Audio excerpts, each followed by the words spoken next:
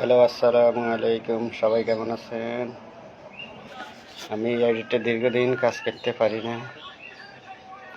একটু জানাবেন।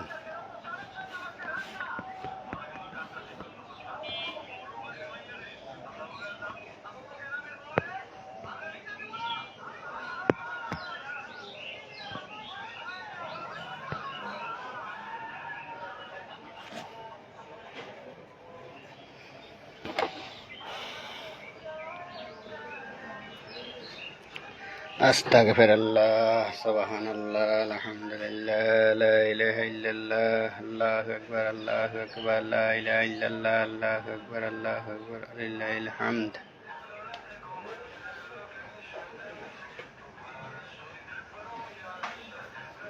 মোটামুটি এবছর রমজান ঠান্ডা পরিবেশে যাচ্ছে, তেমন কোনো গরম নেই। মোটামুটি শহরীয় পর্যায়ে এই রোজায় যারা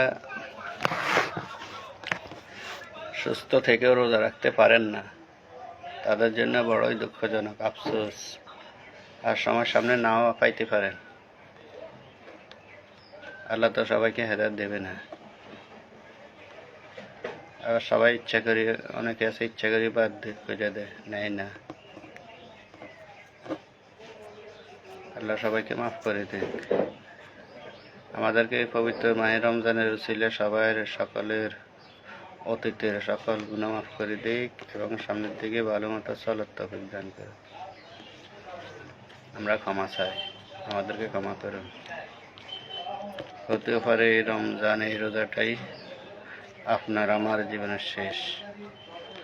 তাই আল্লাহ যেন এই রমজান পবিত্র রহমতের দিনের উসিলে আমাদেরকে ক্ষমা করেন, মাফ করেন।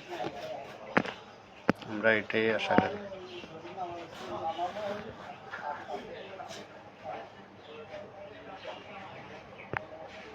এক সময় মসজিদ ছিল কম,